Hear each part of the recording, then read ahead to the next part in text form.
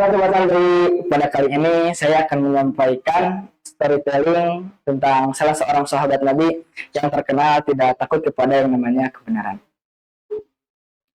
Bayangkan oleh kalian, hidup di tengah masyarakat Arab yang pada saat itu penuh dengan ketidakadilan, yang kuat menindas yang lemah, orang kekayaan hanya mengalir di kalangan-kalangan tertentu, dan ketidakadilan selalu dibungkam dengan kepentingan. Di tengah kondisi itulah lahir seorang lelaki yang bernama Jundub bin Junadah, atau yang kelak ia dikenal sebagai Abu Dzar Al-Ghifari. Sejak muda, Abu Dzar Al-Ghifari dipandang berbeda, karena ia tidak menyukai kepada penyembah berhala, ia tidak menyukai kepada kebohongan, dan ia selalu gelisah ketika ia melihat ketidakadilan.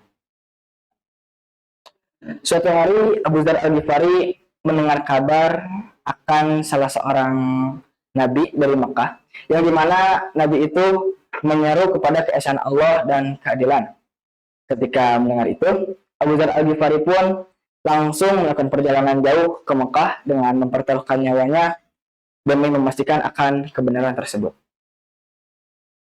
Kemudian sampainya di Mekah, Abu Dzar Al-Ghifari pun bertemu dengan Rasulullah SAW. Kemudian ia pun berbincang dengan Nabi. Tak lama berbincang, ia pun langsung mengucapkan syahadat. Ia tidak menunda karena ia yakin bahwa kebenaran yang ia cari selama ini telah ia temukan, yakni agama Islam. Kemudian Abu Dzar Al-Ghifari bukanlah tipe orang yang menyembunyikan keimanan.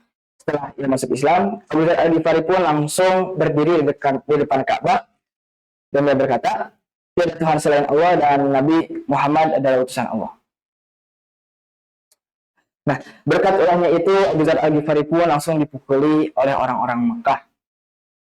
Dan ketika ia dipukuli, ia hampir mati. Namun karena perbuatannya itu, Abu Dzar tidak merasa menyesal, karena ia rela dipukuli asalkan kebenarannya telah disampaikan. Kemudian setelah kejadian itu, Nabi Muhammad pun menyadari akan karakter Abu Dzar Al-Ghifari.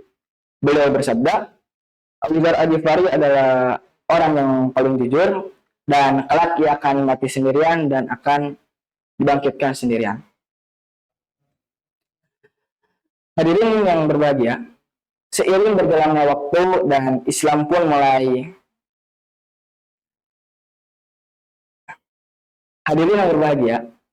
seiring berjalannya waktu,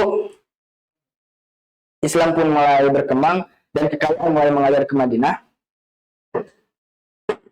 Abu Dzar Al-Ghifari tetap sama. Ia lebih memilih hidup sederhana dan makan sekadarnya. Dan ia pun selalu gelisah ketika melihat orang-orang yang mulai menumpuk harta-hartanya.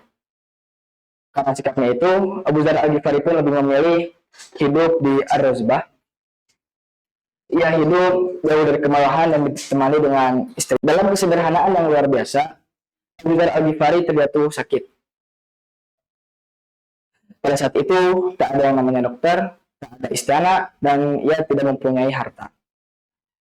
Kemudian, ia pun tak lama wafat di padang pasir dengan keadaan sendirian. Kemudian para sahabat yang sedang melakukan perjalanan jauh menemukan jasad Abu Dzar. Dan setelah itu, para sahabat pun langsung mengurus jasad Abu Dzar dan menguburkannya dengan penuh rasa hormat. Dari Abu Dzar Al-Ghifari kita belajar bahwa kebenaran itu harus disampaikan meski pahit, kekayaan bukanlah tujuan hidup, dan kejujuran lebih mulia daripada popularitas. Semoga kita semua dapat meneladani perilaku Abu Dzar dan bisa mengamalkannya meski dengan sesuatu yang sederhana.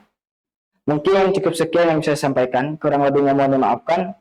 Tutup saja dengan doa, Rabbana atina fid dunya hasanah wa fil akhirati hasanah wa qina adzabannar. Aqulu qouli hadza wa astaghfirullah li wa lakum.